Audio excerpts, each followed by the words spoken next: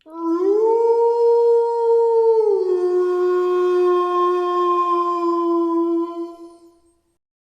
Friends, ఇంకొక కొత్త horror స్టోరీతో మీ ముందుకు వచ్చేసాను.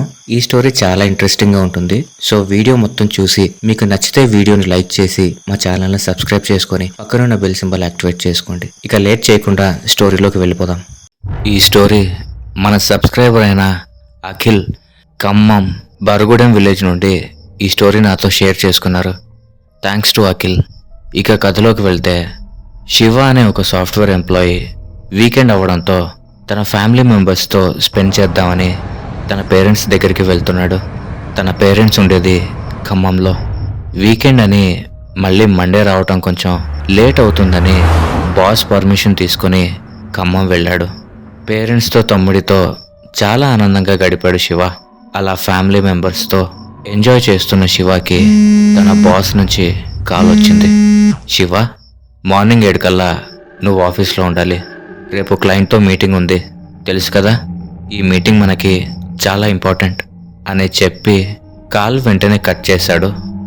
ఏంటి అనా, నేను లేకపోతే ఇంకెవరో ఆఫీస్లో దొరకలేదా అని మనసులో అనుకుంటూ తన పేరెంట్స్కి చెప్పి సండే నైటే హైదరాబాద్కి స్టార్ట్ అయ్యాడు.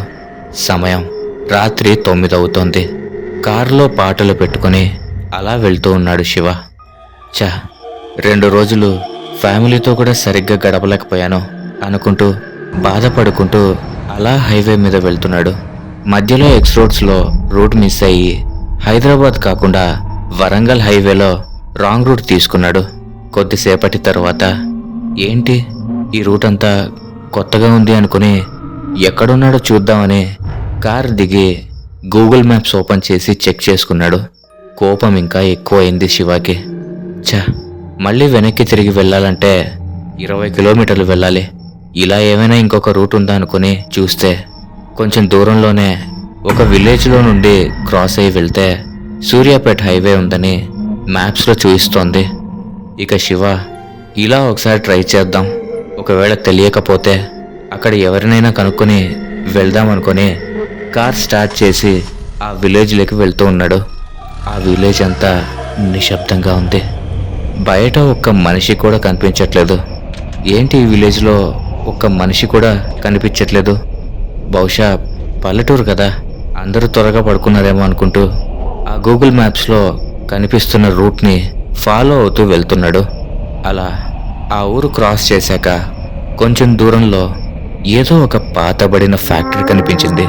ఆ రూట్ అంతా చాలా చీకటిగా ఉంది. రోడ్డు పక్కన చెట్లు పొలాలు మాత్రమే ఉన్నాయి. ఒక్క ఇల్లు కూడా లేదు. ఒక పక్క శివకి ఈ రూట్ కరెక్టేనా లేదా అని డౌట్ వచ్చి ఆ ఫ్యాక్టరీలో ఎవరైనా వర్కర్స్ ఉంటారు కదా, వాళ్ళని అడుగుదాం అనుకుని లోపలికి అలా వెళ్తున్నాడు. అలా వెళ్తున్న శివకి వెనుక నుంచి సడన్గా, ఆగు బాబు, ఆ ఫ్యాక్టరీ లోపలికి వెళ్ళకు, త్వరగా ఇక్కడి నుండి వెళ్ళిపో అని ఒక వాయిస్ వినిపించింది. ఒక్కసారిగా వెనక్కి తిరిగి చూశాడు.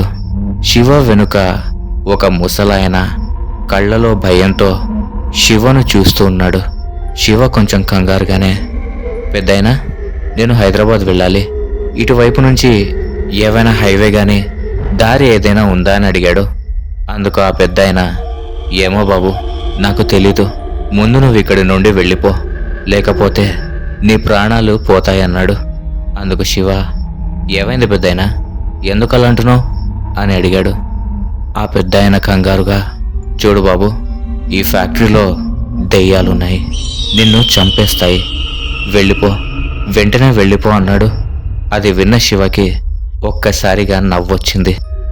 ఏంటి, ఈ రోజుల్లో దయ్యాలేంటి పెద్దాయనా, అలా ఏమి ఉండవు, నేను వెళ్ళి అడ్రస్ తెలుసుకుని వస్తా అని వెళ్ళాడు. శివ ఫ్యాక్టరీలో అడుగుపెట్టి, ఓ పెద్దాయనా, లోపలికొచ్చి చూడు, నువ్వన్నట్టుగా ఇక్కడ ఏ దయ్యమూ లేదు అంటూ ఆ పెద్దాయన వైపు వెనక్కి తిరిగి చూశాడు. కానీ వెనుక ఎవ్వరూ కనిపించలేదు. ఎక్కడికి వెళ్ళిపోయాడు ఇతను అనుకుని ఆ ఫ్యాక్టరీలో ఏదో లైట్ వెలుగుతున్న రూమ్లోకి వెళ్ళి కిటికీ నుంచి చూశాడు శివ. అంతే, గట్టిగా అరుచుకుంటూ కాపాడండి అనుకుంటూ బయటకు పరిగెత్తుకుంటూ వచ్చి భయంతో కార్ స్టార్ట్ చేశాడు. కానీ స్టార్ట్ అవ్వట్లేదు. అలాగే భయంతో కారులోనే బ్యాక్ సీట్లోకి వెళ్ళి కూర్చున్నాడు. భయంతో తల కొంచెం పైకి లేపి చూశాడు.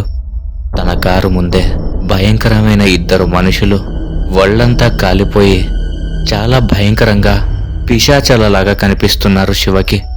అలా కారు బయట కనిపించిన దెయ్యాలు ఒక్కసారిగా శివ కారు మీద పడి కార్ డోర్స్ అన్ని పగలగొట్టి శివని ఆ ఫ్యాక్టరీ లోపలికి తీసుకెళ్లి దారుణంగా చంపేశాయి.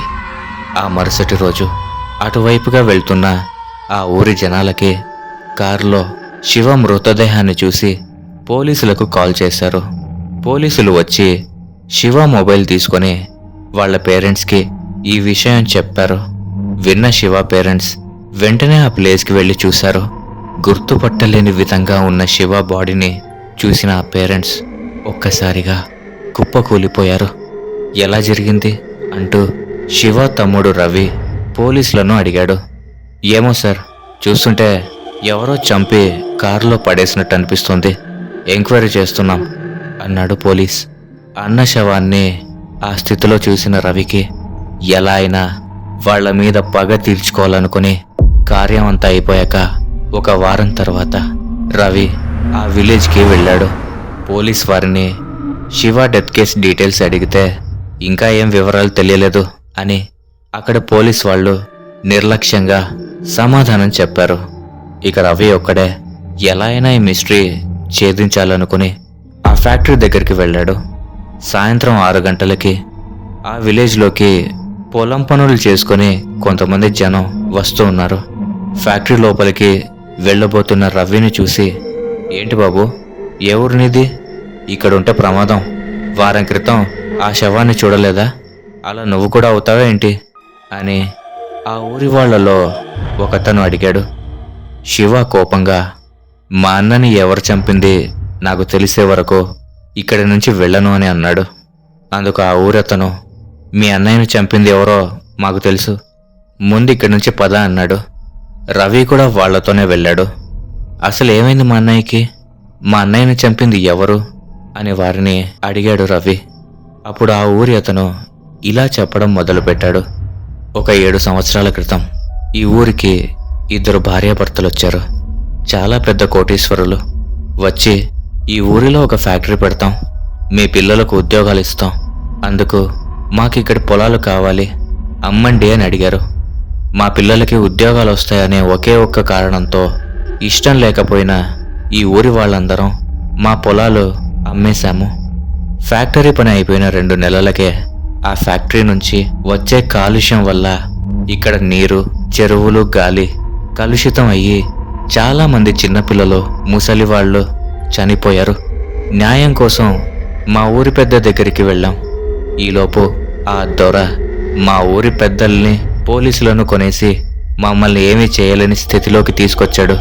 ఇదంతా చూడలేక ఒకరోజు రాత్రి ఊరి ప్రజలమంతా కలిసి ఆ ఫ్యాక్టరీని తగలబెట్టాం. ఆ రోజు ఫ్యాక్టరీలో ఆ దొర, తన భార్య కూడా ఉన్నారు. వాళ్ళు మమ్మల్ని చూశారు. వాళ్ళని ఒక గదిలోకి ఈడ్చుకెళ్ళి తాళం వేసి ఆ గదికి కూడా నిప్పు పెట్టాం.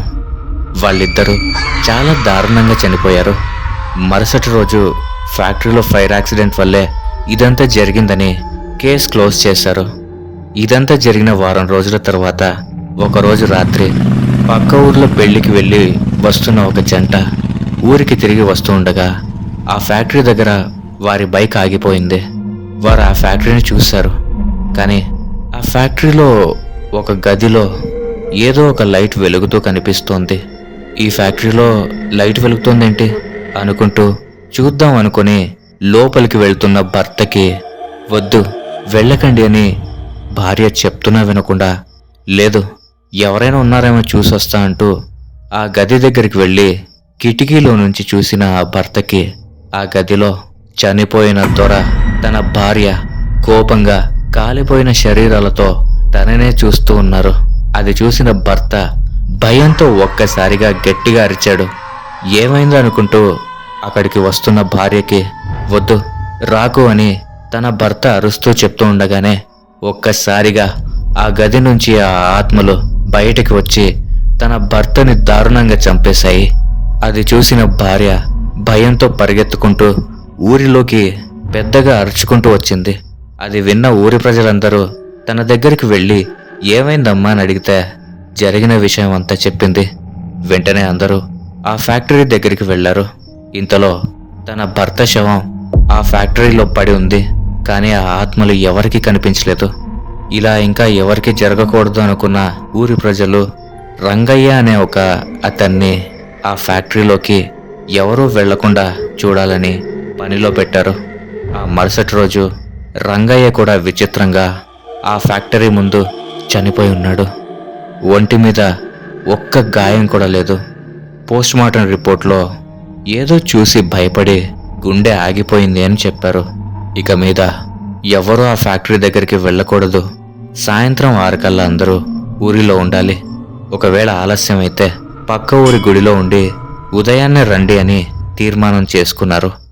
ఎన్ని చేసినా ఊరిలో రోజుకొక ఇంట్లో ఒకరు చనిపోతూ ఉన్నారు. ఇలా కాదని ఈ ఊరి ప్రజలు ఒక సిద్ధాంతిని కలిశారు. ఈ ఊరి మీద 2 ఆత్మలు పగతో ఉన్నాయి. అవే రోజు వచ్చి మీ ఊరి వాళ్ళని చంపుతున్నాయి అని ఆ సిద్ధాంతి అన్నారు. మరి దీనికి పరిష్కారం ఏంటి అని అడిగితే మీ ఊరి చివరిలో మీ గ్రామదేవతకు గుడి కట్టి పూజలు చేయండి, ఏమీ కాదని అన్నాడు ఆ సిద్ధాంతి. ఊరి ప్రజలు అలానే చేశారు. అప్పటి నుంచి ఊరిలో చావులు ఆగిపోయాయి. కానీ ఆ ఆత్మలు మాత్రం ఊరి లోపలికి రాలేక ఆ ఫ్యాక్టరీలోనే పగతో రగిలిపోతూ ఉన్నాయి. ఈ ఊరి మీద నుంచి వెళ్ళిన వాళ్ళని కరెక్ట్గా ఆ ఫ్యాక్టరీ దగ్గరే అతి దారుణంగా చంపేస్తున్నాయి. మీ అన్నయ్య కూడా రాత్రి సమయంలోనే వెళ్ళాడు.